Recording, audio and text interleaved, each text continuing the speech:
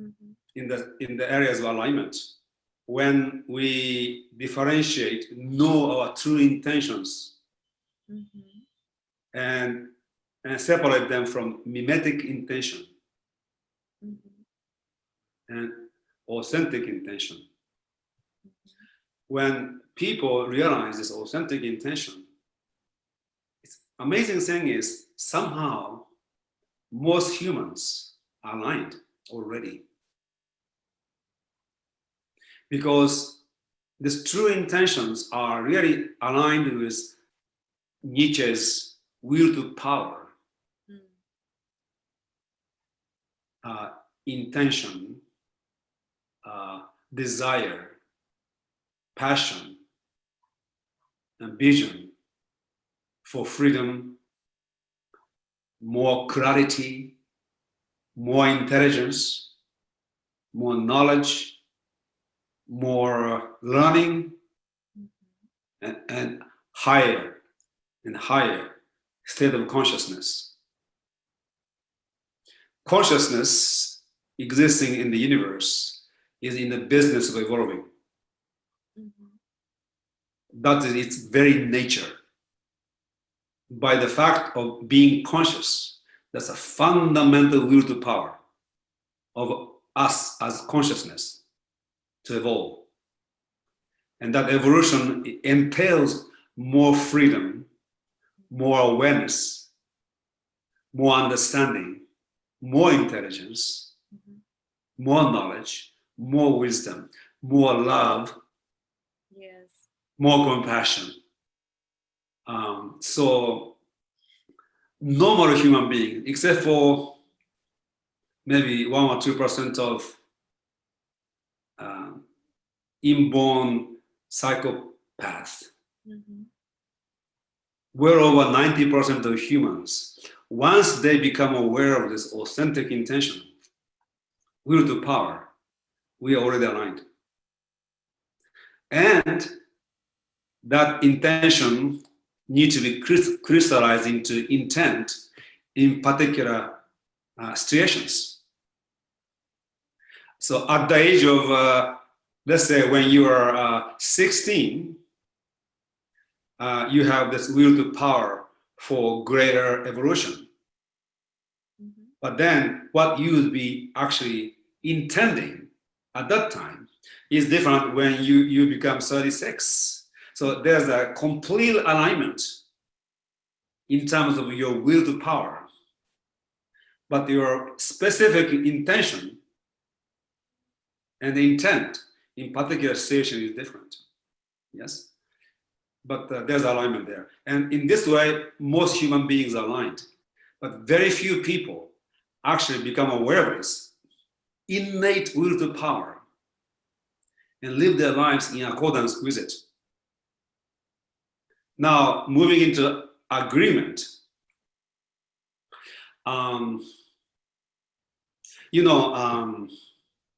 When I decided to live in this country, United States, I systematically studied US history, Constitution, and founding documents. And I was so profoundly impressed with the wisdom. And those people, I mean, maybe never happened in the history. Group of rare geniuses came together. And they're in their 30s or early 40s. Unbelievable. And wrote this declaration, Constitution, Federalist Papers, and many others. And it's amazing documents. And then I compared that with the French Revolution. So American Revolution succeeded, where French Revolution failed. And there are a number of reasons. And one fundamental reason is this. American Revolution was based on the principle of alignment beyond agreement. Whereas French Revolution was based on agreement. Mhm. So what happened? Especially James Madison made it very clear when he was leading this constitutional convention. He was clear that thinking people disagree. Mhm. Mhm. You cannot control people's thinking and ideas. And because we have different set of experiences, thinking people disagree. Actually, disagreement is the beginning of real thinking. So we should not suppress disagreement, but actually harness the power of this dynamic of disagreement. So he has created the system, constitution, which is as decentralized as possible, so that we could harness the power of disagreement in creating the most dynamic form of government, aligned in the achievement of greater freedom and liberty. Mhm. Mhm. French Revolution was based on the agreement. So when one particular faction of revolutionaries was in power, they eliminated everybody, called reign of terror, everybody who disagreed. Mhm. And then some other group came into power, and this group was eliminated. So many brilliant people got executed, guillotined. Mhm.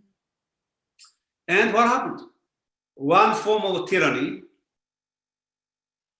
became another form of tyranny, Napoleon. And it was Napoleon was much greater tyrant than the king, because he had more power than the king. He was much smaller than the king, and everything else. So it was like a one tyranny to another.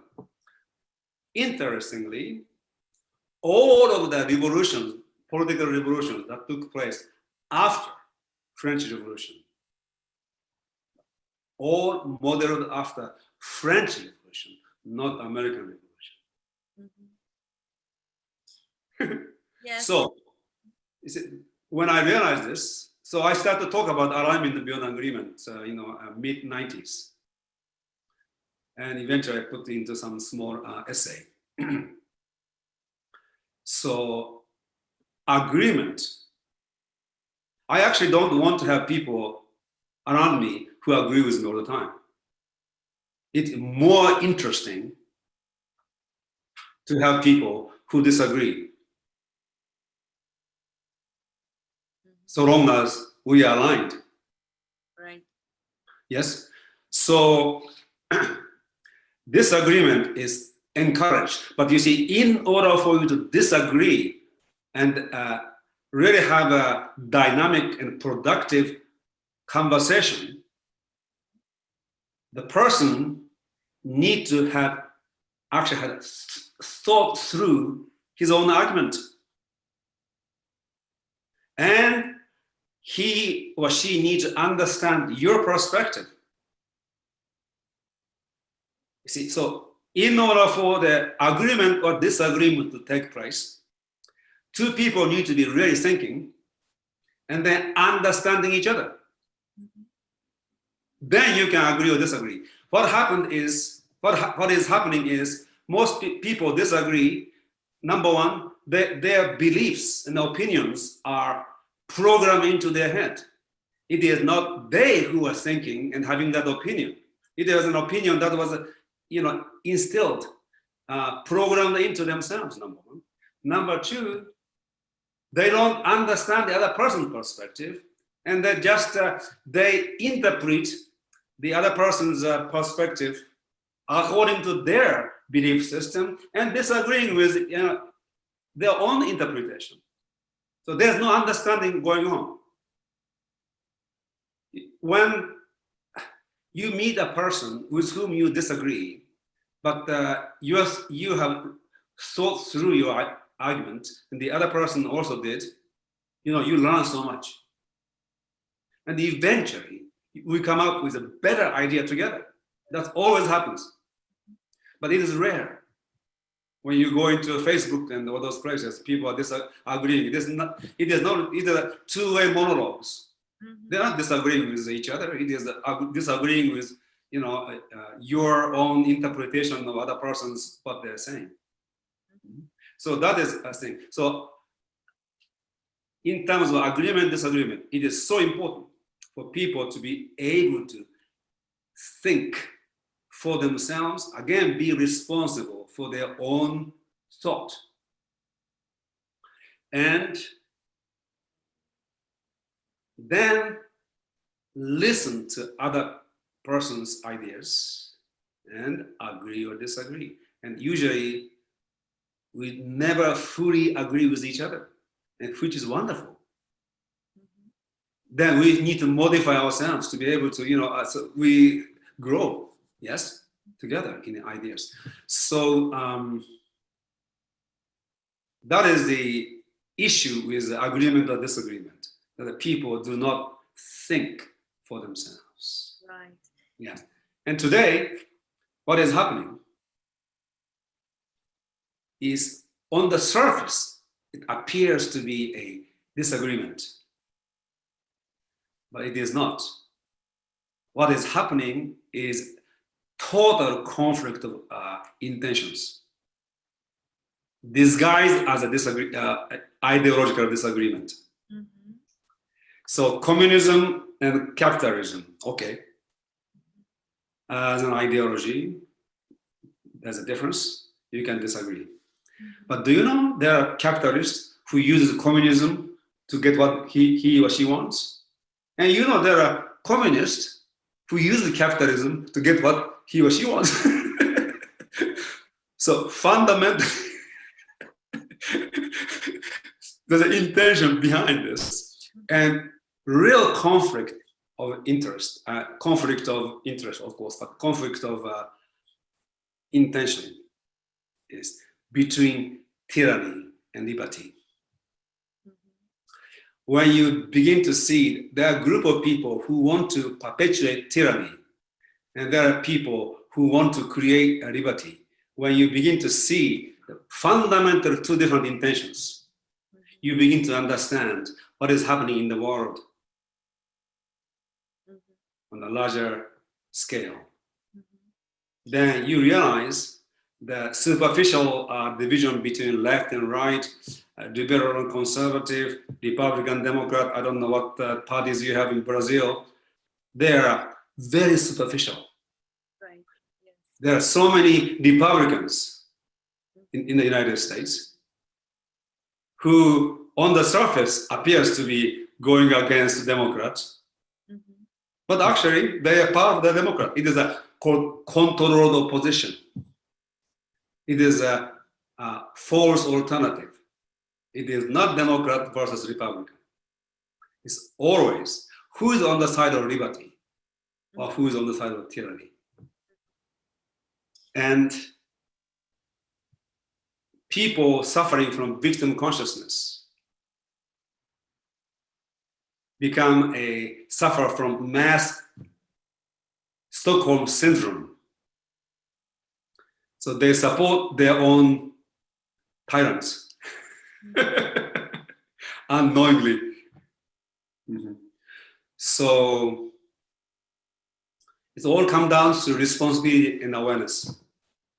In anything, alignment, beyond agreement, or communication, or evolution of consciousness, or spiritual awakening, or achieving freedom, and all of the things that we want to have,